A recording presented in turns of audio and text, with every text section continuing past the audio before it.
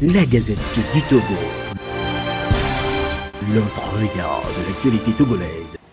Bien introduit, cette conférence de presse ne vient pas en réaction peut-être pour se réjouir du limogeage d'un homme, d'un ministre.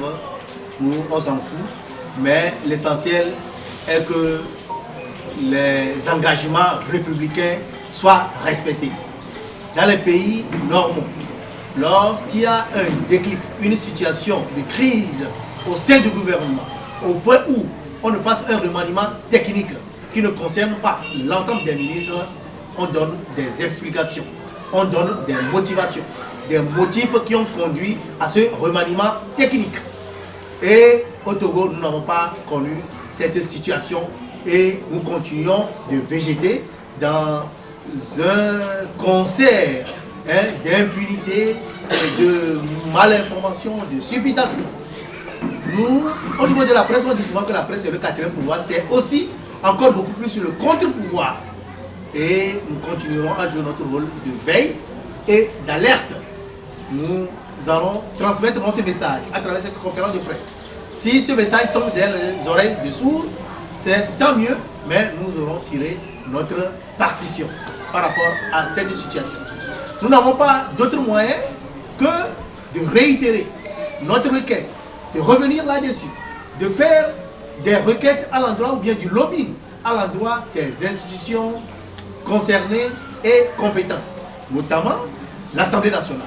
Nous avons, dans notre rencontre avec le président de l'Assemblée nationale récemment, dit qu'il y a un véritable problème qui mine la presse togolaise, c'est l'accès à l'information.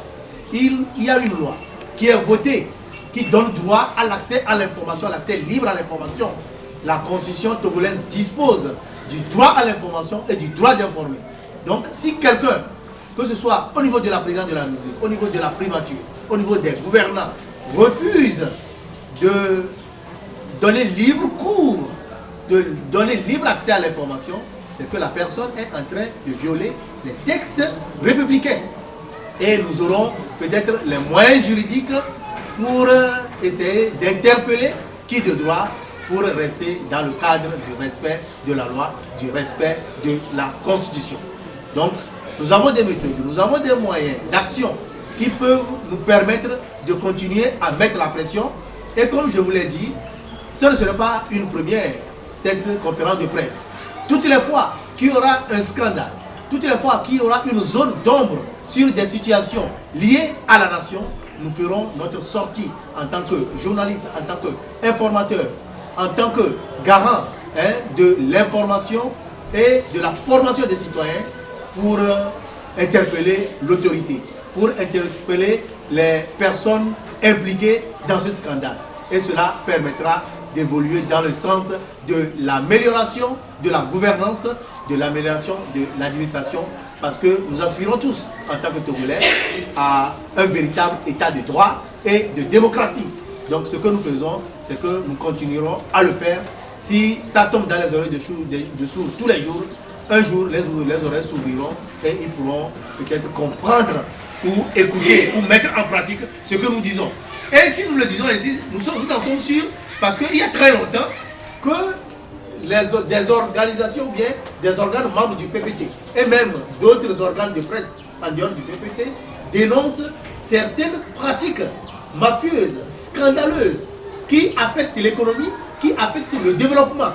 Si on en est arrivé à un moment où le chef de l'État, Fatou Gnassingbé, s'engage à organiser des remaniements techniques pour extirper certaines personnes à qui on impute ces scandales, là je crois que c'est un début, c'est un bon départ et nous continuerons à mettre la pression, que ce soit au niveau de nos organes respectifs, que ce soit au niveau de notre organisation, que ce soit avec la collaboration avec des autres acteurs du contrôle de l'action civique, notamment les organisations de la société civile, notamment les partis politiques, notamment la communauté internationale.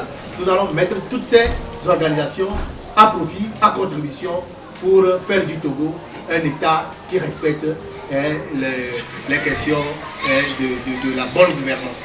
Donc voilà un peu la réponse que je peux donner à votre question. Et j'ai les autres membres qui peuvent ajouter des choses. La Gazette du Togo. L'autre regard de l'actualité togolaise.